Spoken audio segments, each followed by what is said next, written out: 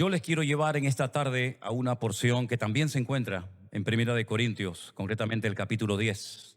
Si quieren buscar su Biblia, si no, no se preocupen. En breves instantes vamos a poner en la pantalla la porción que voy a compartir con todos ustedes.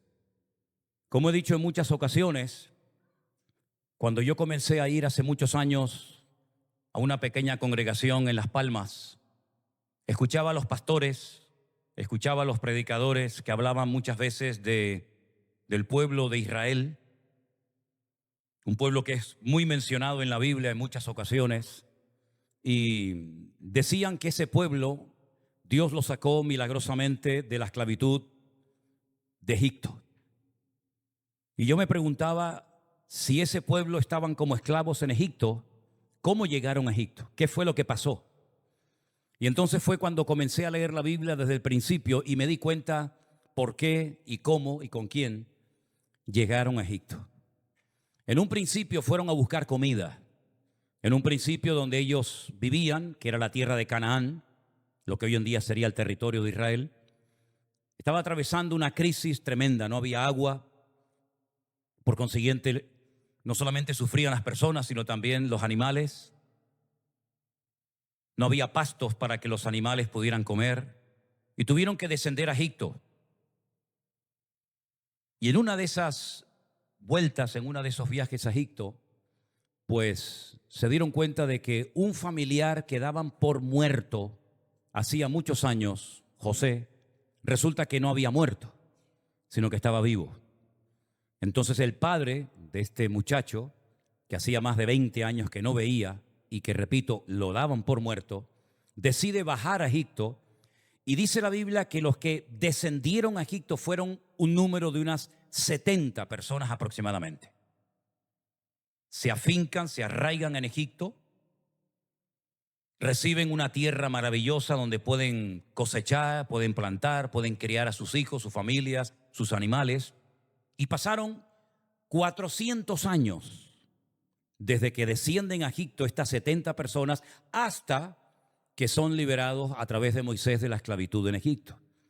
Es una historia muy interesante. Podríamos estar hablando horas y horas y días y semanas enteras acerca de qué pasó en esos 400 años, cómo lograron salir de Egipto, etcétera, etcétera. Pero el apóstol Pablo, que era un gran conocedor de estas historias y de otras tantas del Antiguo Testamento, en el capítulo 10 de la carta que le escribe a los Corintios, él hace como un pequeño resumen de algunas, no todas, de algunas cosas que ocurrieron cuando salieron de Egipto y se encontraban en el desierto antes de entrar a la tierra prometida. En el capítulo 10 de Primera de Corintios, la palabra de Dios en el verso 1 dice así: porque no quiero, hermanos, que ignoréis que nuestros padres todos estuvieron bajo la nube y todos pasaron el mar. Y todos en Moisés fueron bautizados en la nube y en el mar. Y todos comieron el mismo alimento espiritual. Y todos bebieron la misma bebida espiritual, porque bebían la roca espiritual que los seguía, y la roca era Cristo. Si ustedes se dan cuenta, por lo menos en mi Biblia, debajo de cada uno de estos versículos que yo he leído, hay unos versículos en letra muy pequeña donde puedes encontrar la historia de lo que Pablo acaba de comentar. Puedes ver que efectivamente salieron de Egipto, cruzaron el Mar Rojo, comieron el maná, bebieron agua de la roca, etcétera, etcétera. Sería bueno que ustedes leyeran esas referencias para conocer mejor la historia, ¿vale? Pero sigo leyendo en el versículo 5 y dice: pero de los más de ellos no se agradó Dios, por lo cual quedaron postrados en el desierto.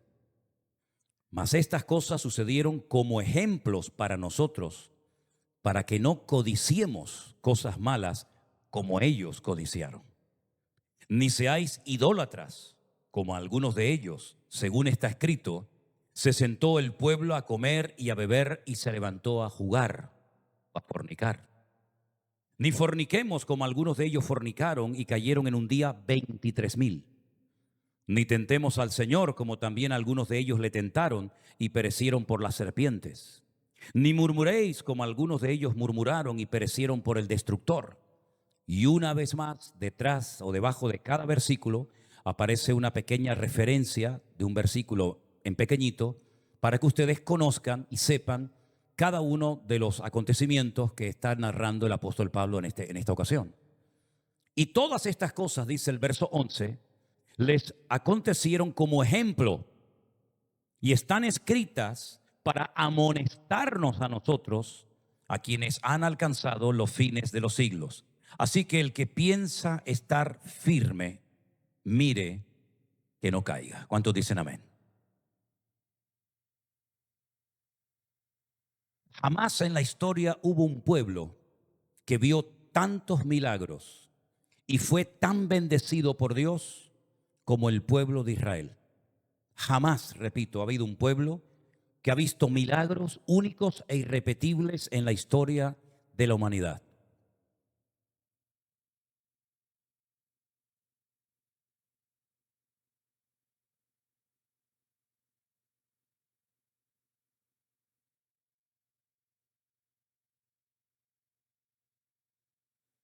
Volvió a ser a favor de nadie. Nunca Dios sacó a un pueblo, a una nación entera de la esclavitud para llevarlos a un país y dárselo como regalo. Jamás. Nunca Dios envió 10 plagas a un país que estaba oprimiendo a su pueblo Israel para demostrar su poder y su autoridad, pero sí lo hizo por este pueblo. Nunca Dios abrió un mar para otro pueblo que no fuera el pueblo de Israel. Nunca jamás Dios mandó maná sobre ningún pueblo de la tierra, salvo para el pueblo de Israel. Nunca jamás salía agua de las rocas, salvo para el pueblo de Israel. Y así podríamos enumerar docenas y docenas de milagros y de experiencias impresionantes que esta gente experimentó. Sin embargo, estas experiencias parece que a ellos les sirvieron de muy poco o de prácticamente nada. Porque vemos que aunque salieron físicamente de Egipto, sus corazones nunca salieron de Egipto. Llegaron a echar de menos la comida, llegaron a echar de menos prácticamente la vida de esclavos que llevaron sus antepasados y ellos mismos en Egipto, y estaban constantemente quejándose, constantemente, hermanos, constantemente murmurando. Incluso llegaron en varias ocasiones a intentar apedrear a Moisés, aquel hombre tan bueno, aquel hombre tan fiel, que amaba tanto al pueblo de Israel y que les aguantó tantas cosas durante tantos años, hasta el punto que un día llegó y le dijo al Señor: Señor, quítame la vida porque yo no aguanto más. Yo no puedo soportar el peso, la carga de llevar a casi 2 millones de personas como el pastor principal de esta gente y llevarlos desde la esclavitud, atravesando el desierto y llevarlos a la tierra prometida. Había una nube que les daba sombra durante el día, los protegía, los cubría en el desierto. Y no solamente era como una especie de paraguas gigante que daba sombra al pueblo de Israel, sino que además esa nube se movía. Y dice que cuando la nube se movía, ellos lo único que tenían que hacer era seguir detrás de esa nube para saber a dónde tenían que dirigirse. Y cuando esa nube se paraba, se detenía, ellos entendían que era el momento de hacer un alto en el camino y acampar por un par de días, meses o más tiempo.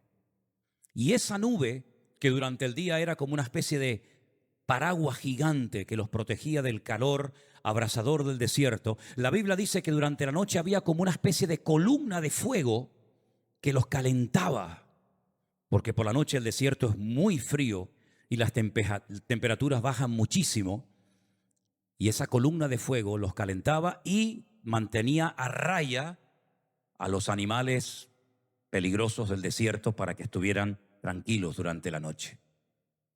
Dice la Biblia que en una ocasión decidieron comer carne. Fíjate tú, carne en medio del desierto. Y Moisés le dice al Señor: ¿de dónde voy a sacar yo carne para dar de comer a 2 millones de personas?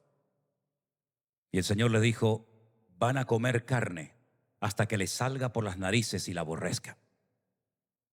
Y la palabra del Señor nos enseña que Dios comenzó a traer un viento y comenzó a caer miles, por no decir millones, de codornices en el desierto, y no tenía ni que agacharse a cogerlas, porque dice que era tal la altura de estas aves que con extender la mano las cogían y entonces comieron y se saciaron todos. Durante 40 años, todas las mañanas, de lunes a viernes, caía como una especie, como esos algodones que venden en las ferias, ¿no? Esos algodones, ¿verdad? Dulces que todos conocemos.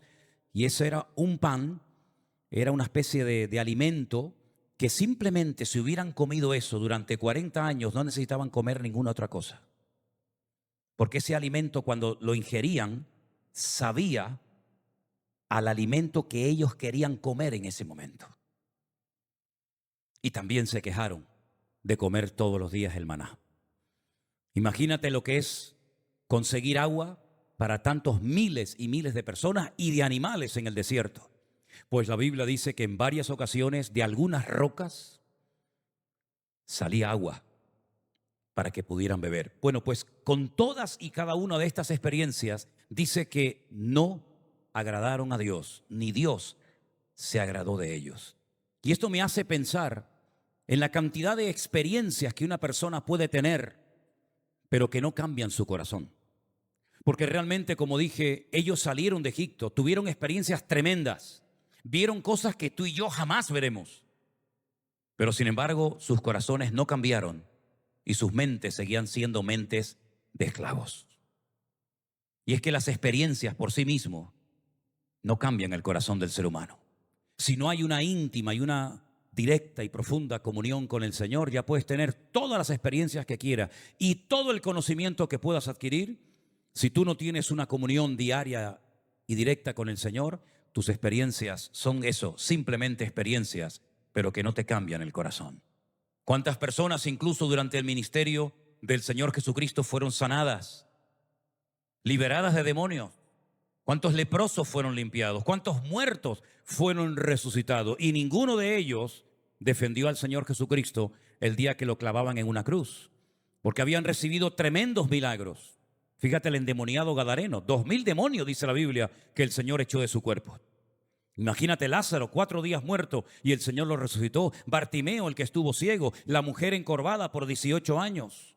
Los 10 leprosos que el Señor sanó, el ciego que le puso barro en sus ojos y fue a lavarse al estanque de Siloé, ¿verdad? Los que vieron el milagro de las bodas de Caná, 700 litros de agua convertidos en décimas de segundo en buen vino.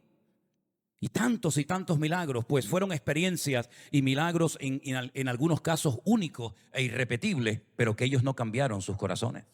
Incluso un día dice la Biblia que buscaban al Señor con ansia y el Señor le dijo: no me buscáis porque me queréis realmente a mí, me queréis amar y obedecer, sino que me buscáis por el pan que comisteis y os saciasteis.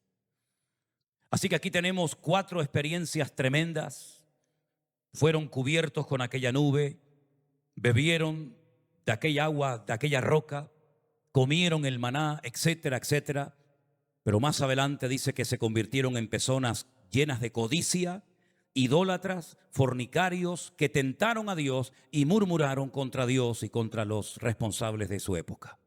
En otras palabras, gente muy privilegiada, gente muy bendecida, pero personas que nunca cambiaron en lo más profundo de sus corazones.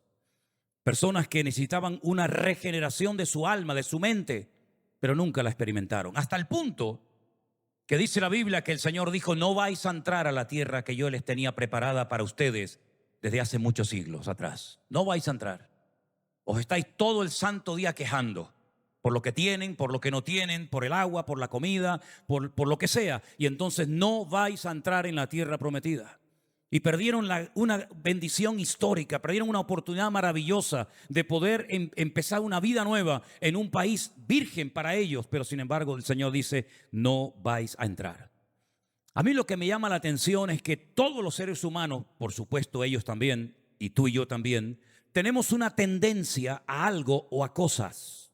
Lo que se conoce como una predisposición. Hay gente que tiene una predisposición a la queja. Hay gente que tiene predisposición al desánimo, a la depresión. Hay gente que tiene una predisposición a todo acto de inmoralidad sexual. Hay gente que tiene una predisposición a la idolatría. Cada uno de nosotros tenemos tendencias, predisposición a algo, y Satanás utiliza esa tendencia si no se la entregamos y se la rendimos a Cristo para dominar y controlar nuestras vidas. Bueno, el que mejor se conoce eres tú mismo. Pregúntate y examínate a sí mismo, como dice la Biblia que tenemos que hacer, para ver cuál es la tendencia, qué predisposición tú tienes, porque ese es el área que tú tienes que trabajar y entregarle al Señor lo antes posible para que no seas una víctima, un esclavo de nada ni de nadie, sino que puedas mantenerte firme y vencer cualquier debilidad o predisposición que tenga tu alma y tu corazón. Alguien dijo en cierta ocasión que lo bueno y lo malo se fortalecen con la repetición. En otras palabras, cuanto más repitas un acto, cuanto más repitas una acción, más se va a arraigar a tu personalidad, más se va a arraigar a tu forma de ser.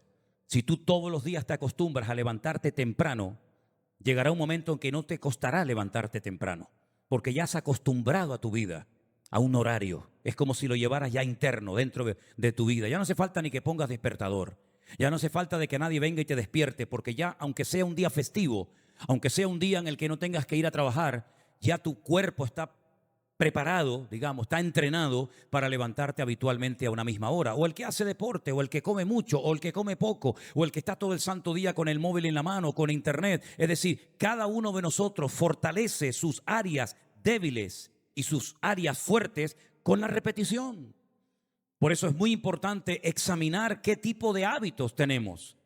Porque si son hábitos sanos, si son costumbres buenas, bueno, gloria a Dios, fortalécelas. Y así de esa manera podrás agradar a Dios y podrás crecer y madurar y desarrollarte como persona y como hijo de Dios. Pero si son malos hábitos, malas costumbres, pues serás una víctima. Tarde o temprano, vengas o no a la iglesia, leas o no la Biblia, serás una víctima de esa tendencia que tú mismo has fortalecido a causa de la cantidad de veces que la has practicado y la has llevado a práctica en tu vida. Dice la Biblia que Jesús iba a la sinagoga todos los días de reposo conforme a su costumbre. Luego hay costumbres sanas que tenemos que cultivar y mantener, y hay costumbres que sí o sí tenemos que desterrar de nuestras vidas para que podamos de esa manera ser libres y no dejarnos, ya digo, dominar por nada ni por nadie. Satanás sabe perfectamente cuáles son nuestras debilidades. Satanás sabe perfectamente cuáles son las áreas débiles de tu vida. Y aunque quieras ocultarlas, tarde o temprano saldrán a la luz. Por eso lo mejor que podemos hacer, y cuanto antes mejor, es fortalecer esas áreas para que no estemos llevando una vida externa completamente diferente a lo que somos internamente. Hay un momento en una de las paradas que hacen en el desierto que fue crucial, que sin lugar a dudas, como otras experiencias, marcó en la vida del pueblo un antes y un después. Y fue cuando Moisés es llamado por Dios para subir al monte Sinaí, 50 días después de haber salido de la esclavitud en Egipto. Moisés sube un largo periodo de tiempo al monte Sinaí a tener comunión con Dios. Y es allí donde él recibió, como saben ustedes, la ley, los 10 mandamientos, etcétera, etcétera. El pueblo, dice la Biblia, que al ver que Moisés tardaba, pasó un día, 2, 3, 20, 30, 40 días, pensando que algo malo le había pasado a Moisés. A nadie se le ocurrió subir al monte Sinaí y ver dónde estaba Moisés, si estaba vivo, si estaba muerto, si algo le había pasado. A nadie se le ocurrió, pero a la mayoría del pueblo se le ocurrió decir: volvamos a Egipto, volvamos a Egipto. ¿Qué hacemos aquí en el desierto? En vez de seguir hacia adelante, hacia la tierra prometida, decidieron dar marcha atrás. Pero no querían volver solos. Querían ser guiados, pero en esta ocasión no por una persona. La Biblia dice que se acercaron a Aarón, el hermano de Moisés, y le dijeron: ¿por qué no nos haces un becerro de oro que sea nuestro Dios y que nos lleve de vuelta a Egipto? La Biblia dice que se quitaron sus pendientes de oro, sus cadenas, sus zarcillos, sus pulseras, etcétera. Le dieron forma y construyeron un becerro de oro y comenzaron durante toda aquella larga noche a danzar desnudos, a cometer todo tipo de actos de depravación, como si fueran auténticos salvajes, como si fueran auténticos impíos. Y comenzaron a adorar a un muñeco, a un becerro de oro que ellos mismos habían construido. Moisés, cuando baja de la montaña y se encuentra aquel espectáculo bochornoso, le da una tristeza tan grande en su corazón de ver que 50 días después de haber visto los milagros más grandes que jamás Dios había hecho hasta entonces, rompe las tablas de los 10 mandamientos, y entonces es cuando él toma la decisión de decirle al pueblo de Israel: ustedes no van a entrar en la tierra prometida. Y es cuando incluso Dios dijo: no voy a acompañarles nunca más en esta peregrinación, sino que voy a mandar a un ángel para que les acompañe en el camino. Bueno, gracias a Dios, Moisés logró orar, interceder por el pueblo, y Dios al final pues fue con ellos. Pero fíjense cómo en un momento de debilidad, en un momento de angustia, en un momento en el que se encuentran solos, sale la predisposición de su corazón, y lo que hacen es construir un becerro de oro. Se construirán becerros de oro porque a la gente le gusta tener becerros de oro. Y cuando hablo de becerros de oro, me refiero a ídolos, a cosas que a la gente en lo más profundo de su corazón les gusta tener, y terminan casi adorándolos. Hay gente que adoran las cosas que tienen. Hay gentes que adoran su coche, su casa, su ropa, su teléfono. Incluso la peor idolatría de todos es la egolatría, que es el adorarse a uno mismo. Cuando la Biblia dice: al Señor tu Dios adorarás y a Él solo servirás. ¿Cuántos dicen amén? Veo que podemos tener muchas experiencias y podemos estar mucho tiempo aprendiendo y escuchando la palabra, pero eso no es garantía ni es seguridad en principio de nada, porque en el momento en el que se quedaron solos, salió a la luz la tendencia, la predisposición de su corazón, que era nada más y nada menos que ser idólatras.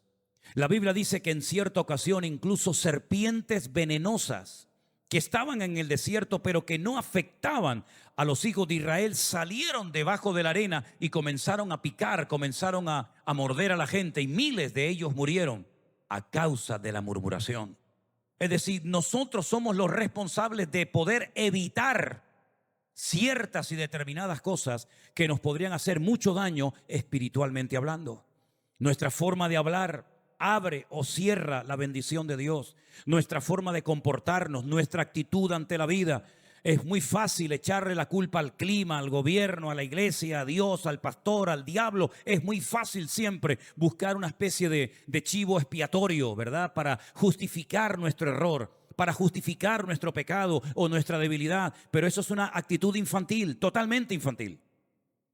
Nuestra responsabilidad es decir, como aquellos grandes hombres de la Biblia, como por ejemplo Isaías, que dijo: ¡ay de mí! ¿Verdad? O como decía Pablo: miserable de mí. En otras palabras, nunca le echaban la culpa a los demás de sus debilidades, de sus pecados, sino que ellos se daban cuenta de que ellos tenían que luchar cada día contra sus pasiones y contra sus debilidades. Santiago, cuando habla de, por ejemplo, el profeta Elías, un tremendo hombre de Dios, dice que Elías era un hombre sujeto a pasiones semejantes a las nuestras. En otras palabras, ellos también tenían sus luchas personales. Ellos también tenían sus debilidades. Vemos que, por ejemplo, Elías entró en lo que sería hoy en día una especie de cuadro de depresión, de desánimo. Y le dijo al Señor: quítame la vida. Un hombre que recién acababa de ver cómo caía fuego de la presencia de Dios, pero sin embargo entró en una depresión tan profunda que se encerró, se metió dentro de una cueva y no quería seguir predicando, no quería servir sirviendo a Dios. Pero es que lo mismo le pasó a Jeremías. Jeremías dijo: no voy a hablar más, no voy a predicar más. Encontramos a Juan el Bautista, que Jesús dijo acerca de él, que de los nacidos de mujer nunca hubo un hombre más grande que él, pues él llegó incluso a dudar de si Cristo era o no era el verdadero Mesías. Cuando envía a 2 de sus últimos y más fieles discípulos y les dice: id y preguntarle si él es el que había de venir o esperaremos a otro. Vemos cómo Pedro negó a Jesús. Vemos cómo Tomás dudó de la resurrección del Maestro. Y podemos ir por todo lo largo y ancho de la Biblia y vemos que no hay nadie que se escape. No hay nadie que pueda decir este hombre era perfecto, nunca pecó, nunca hizo nada. Todos tenían tendencia a algo o a alguien. Miren, por ejemplo, las debilidades de David. Sí, un tremendo varón de Dios, pero con unas debilidades tremendas. Miren, por ejemplo, las debilidades de Salomón. Un hombre con una sabiduría espectacular, escribió miles de canciones, escribió libros enteros de la Biblia, pero sus debilidades le pasaron una factura muy elevada. Vean las debilidades de Sansón, un hombre con una fuerza, con una unción de Dios tremenda, pero tenía sus tremendas debilidades, que por cierto, al no entregarlas al Señor, terminaron derrotando y destruyendo su vida. Y así podríamos hacer un análisis del pueblo de Israel, de los hombres de Dios, tanto del Antiguo como del Nuevo Testamento, y llegamos a la conclusión de que todos nosotros necesitamos vivir lo más cerca del corazón de Dios posible, y más en esta hora de la historia. Amén, hermanos. ¿Cómo es posible que fueran gente codiciosa, que fueran gente idólatra, fornicarios, murmuradores, después de haber visto semejantes experiencias, después de haber vivido semejantes milagros? Pues esa era la cruda realidad, hermanos. Habían pasado el Mar Rojo, pero sus corazones no habían cambiado. Habían comido del maná, habían bebido del agua de la roca, pero sin embargo seguían siendo esclavos espiritualmente hablando. Y el apóstol Pablo dice que todo esto que él está contando aquí, todo esto que él está relatando en el versículo 6, dice: todo esto sucedió como ejemplo para nosotros. Saben que en la Biblia hay dos tipos de ejemplos: ejemplos a imitar y ejemplos a no imitar. Ejemplos buenos y ejemplos malos. Nuevamente vuelve a utilizar la misma expresión en el verso número 11. Y todas estas cosas les acontecieron como ejemplos y están escritas para amonestarnos a nosotros, quienes hemos alcanzado los fines del siglo. Ahora, si a alguien aquí se le ocurre pensar o decir: bueno, esto fue a ellos, esto fue a esa gente, esos pecados terribles que cometieron, bueno, ellos eran así, eran gente, digamos, murmuradora, gente que estaba todo el santo día quejándose, pero a mí no me va a pasar nada de esto. ¿No? ¿Seguro? Pues dice la Biblia en el verso 17: el que piensa estar firme, mire que no caiga. Si tú piensas estar firme y te crees más sabio y más fuerte que todos, ten cuidado, porque, como dice el refrán, dime de qué presumes y te diré de qué careces. Por lo tanto, no podemos vivir de glorias pasadas ni de deseos de hacer las cosas bien, decentemente y con orden, sino de realidades. ¿Y cuál es la realidad de tu vida en este momento, hermana? ¿Cuál es tu realidad en este momento, mi querido amigo? Y no vale eso de decir: bueno, yo soy cristiano, evangélico, católico. Eso no, yo no te estoy preguntando eso. No vale eso de decir: bueno, pero yo ya he aprendido mucho en la vida y como he sufrido tanto y he pasado momentos tan duros, pues no voy a volver a repetir la historia. ¿Seguro? Yo he dicho en muchas ocasiones que gracias a Dios que nosotros no vivimos en los tiempos de la Biblia. ¿Saben por qué digo esto? Porque nosotros encontramos los pecados de David, encontramos los pecados, por ejemplo, de Pedro y de otros personajes de la Biblia. Pero si nosotros hubiéramos vivido en el tiempo de la Biblia, ¿tú crees que tu nombre no hubiera aparecido? ¿Tú crees que a lo mejor tú no hubieras negado al Señor o dudado de su resurrección? ¿No hubiera tal vez aparecido tu nombre en vez del nombre de David por el pecado que cometió? ¿Hubiera aparecido el tuyo o el mío? ¿Crees que nosotros lo hubiéramos hecho mejor que David, José, Daniel, Abraham, Moisés, Salomón, Pablo, Pedro, Santiago, Tomás, Judas? ¿Crees que nosotros hubiéramos vivido un cristianismo más profundo que el que ellos vivieron en aquel tiempo? Lo dudo muchísimo. Porque muchas veces en nuestra vida hay, digamos, genuinos deseos de hacer las cosas bien, pero a veces la realidad es completamente diferente. Y me voy a remitir a un ejemplo. Yo me acuerdo, y es una fecha que tengo, como he dicho muchas veces, grabada a fuego en mi corazón y nunca jamás la podré olvidar. Y es el mes de marzo del 2020, cuando se tuvo que cerrar la iglesia y no podíamos reunirnos aquí, como por ejemplo lo estamos haciendo en esta tarde, que teníamos que retransmitir los cultos a puerta cerrada y no había nadie a quien predicarle, pero igualmente hacíamos las reuniones y predicábamos y cantábamos y hacíamos pues lo mejor que podíamos. Yo me acuerdo que en aquel grupo de chat, ¿se acuerda? De WhatsApp, el chat aquel que teníamos, donde estábamos toda la mañana con concursos bíblicos y con preguntas y con respuestas, y a veces también hacían obras de teatro y aquel famoso eslogan de prohibido quejarse, etcétera, etcétera. Y cuando nos aprendimos el Salmo 91 de memoria, ¿verdad? ¿Se acuerdan? Yo me acuerdo cuando por fin, después de mucho tiempo, se pudo comenzar a permitirle a la gente venir a la iglesia, que no podía venir todo el mundo, que teníamos que guardar unas separaciones tremendas entre silla y silla, y se publicaban en ese grupo de WhatsApp que tenemos en la iglesia las listas de los que podían venir al culto y de los que no podían venir al culto. Y algunos se enfadaban y algunos decían, ¿por qué no me han apuntado a mí?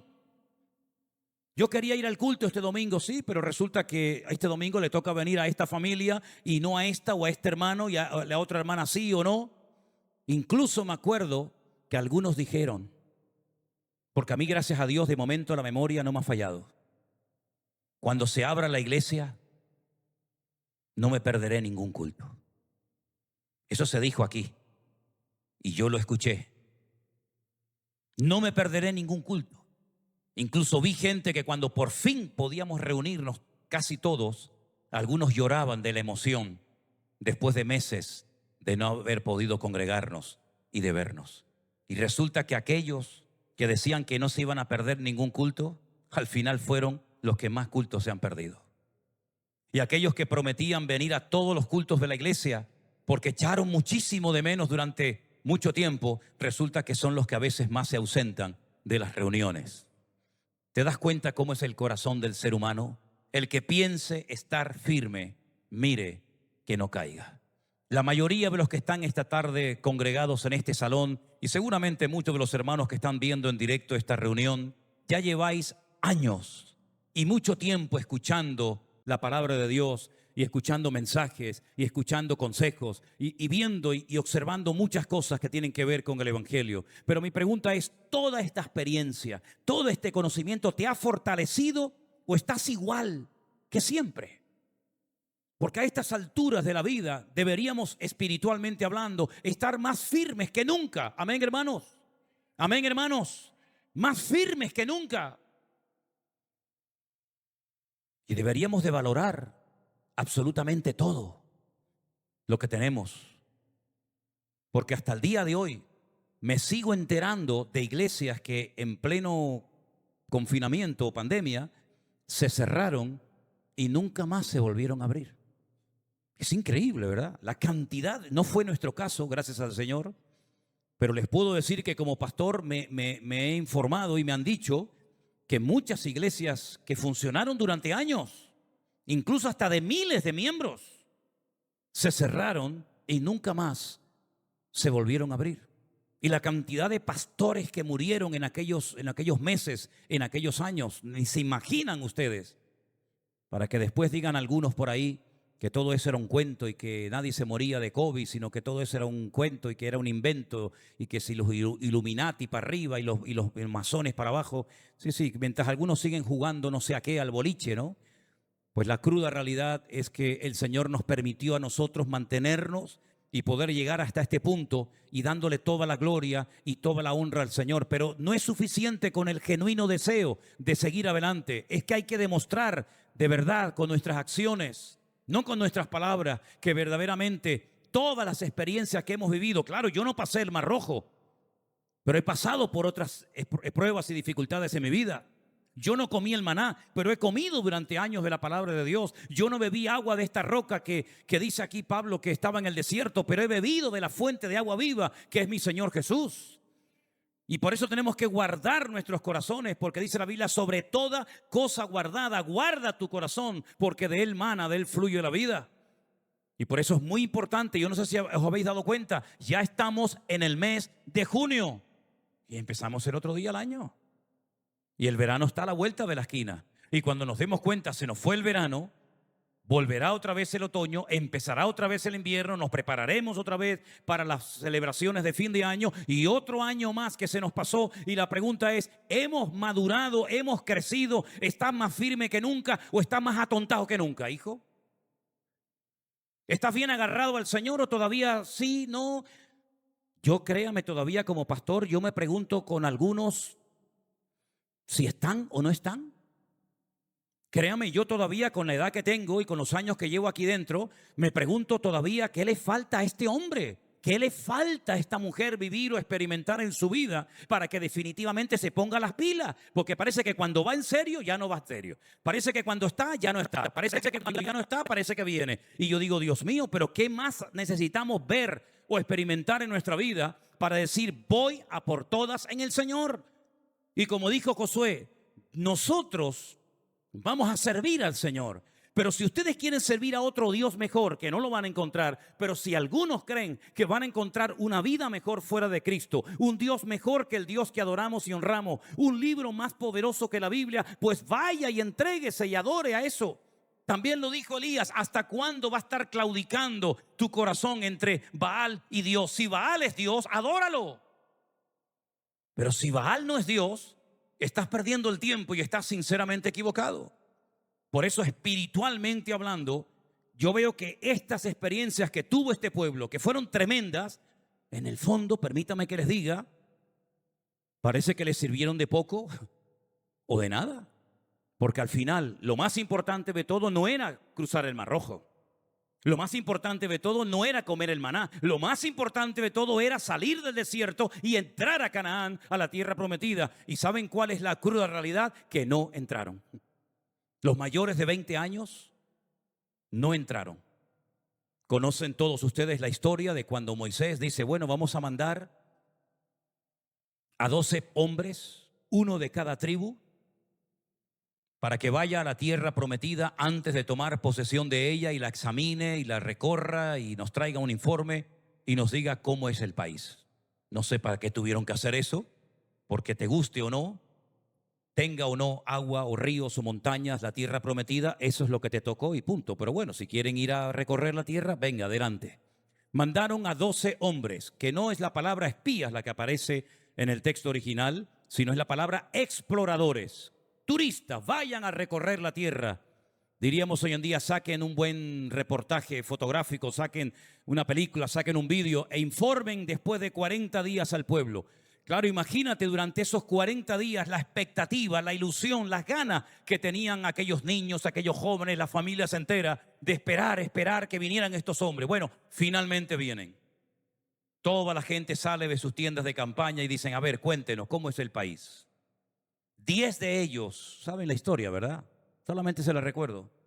10 de ellos dijeron, la tierra está llena de gigantes, gente de una estatura tremenda. Nosotros parecíamos como langostas en comparación con ellos.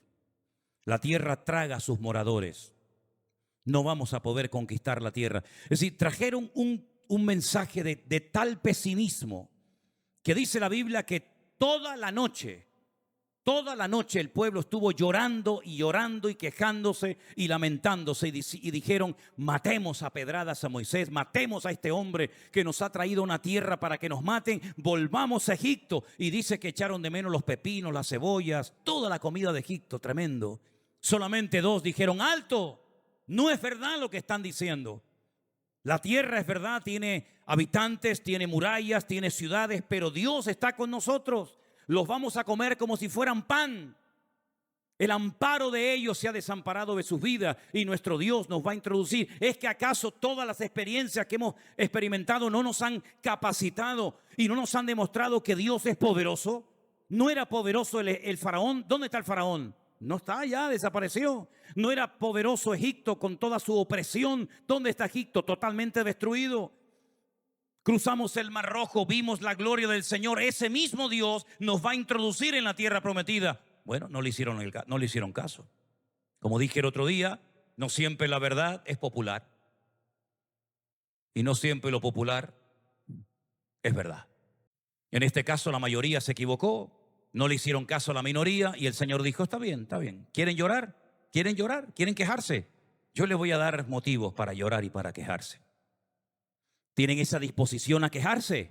¿Tienen siempre esa tendencia a murmurar? Yo les voy a dar motivos para que se quejen durante 40 años. No vais a entrar en la tierra prometida. Todos los mayores de 20 años para arriba vais a morir en el desierto.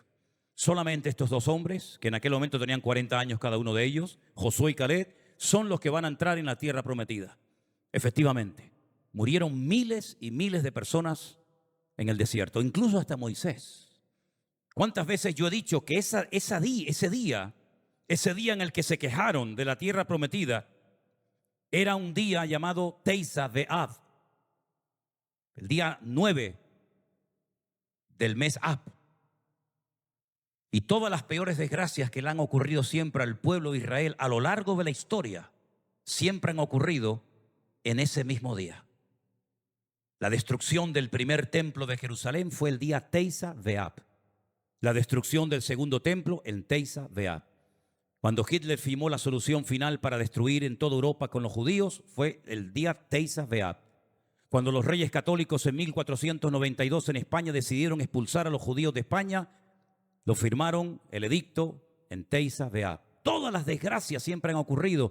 ¿Quieren llorar? ¿Quieren llorar? ¿Quieren quejarse? Cada año en esa fecha vais a recordar vuestra murmuración y vuestra mala actitud. Solamente dos hombres, ya con 80 y pico años de edad, lograron entrar en la tierra prometida, Josué y Caleb, y marcaron una diferencia. Mi pregunta es, si a nosotros nos hubiera mandado Moisés y hubiéramos entrado dentro de aquel grupo selecto de 12 hombres, de 12 exploradores, y hubiéramos vuelto al campamento, ¿con quién nos hubiéramos sentido identificados? ¿Qué hubiera sido nuestro informe? ¿El de los 10 que se quejaron o el de los 2 como Josué y Caleb? Solo Dios lo sabe. Solo Dios lo sabe. ¿O es que nosotros no nos quejamos nunca? ¿No se han quejado ustedes nunca de nada? Bueno, yo sé que no dicen amén porque ustedes están en un nivel espiritual realmente impresionante. A mí me dejan sorprendido que ustedes están en un nivel tremendo. Ustedes nunca se han quejado de nada, nunca se han lamentado de nada, todo siempre es maravilloso. Ya. Nunca hemos criticado a la iglesia, al pastor, a las hijas del pastor, a los jóvenes, nunca hemos criticado de nadie, todo ha sido maravilloso. Ya. Hermanos queridos, ellos cerraron el cielo con sus bocas. Su actitud les impidió entrar en una tierra preciosa, que era la tierra que fluía leche y miel, y se perdieron una bendición maravillosa de poder disfrutar de la tierra prometida. ¿Cuántas bendiciones se pueden perder los cristianos hoy en día por su forma de hablar, por su actitud de indiferencia, de frialdad, de apatía, de orgullo, o póngale usted el adjetivo que quiera? El que piense estar firme, mire que no caiga. Porque Pablo dice, todo esto que yo les estoy contando, todas estas cosas que le ocurrieron a mi pueblo, a mis antepasados, yo se las estoy contando a ustedes para que sean un ejemplo para nosotros, para que no seamos ni murmuradores, ni fornicarios, ni idólatras, ni nada que ver con aquel pueblo. Y quiero terminar diciéndoles algo. Si ustedes piensan que solamente esto le pasaba al pueblo de Israel, porque ahí me hace gracia la facilidad que tienen algunos para criticar al pueblo de Israel. Es impresionante. Critican al pueblo de Israel con una facilidad como si ellos o ellas fueran, el tapón del océano. Ahí me sorprende, pero bueno, ellos sabrán. El apóstol Pablo, el día que se despidió de la iglesia de Éfeso, y esto lo pueden encontrar en el libro de los Hechos, el día que este hombre se despide de la iglesia después de haberla pastoreado 2 años, él dijo lo siguiente: yo sé que después de mi partida se levantarán de entre ustedes lobos rapaces que no perdonarán al rebaño. Y cuando él se va, deja al joven pastor Timoteo al frente de dicha congregación y tuvo que pasar un montón de pruebas y un montón de dificultades porque se lo querían comer. Aquellas personas que, aprovechando el vacío de la ausencia del apóstol Pablo, querían aprovechar para controlar y mangonear la iglesia.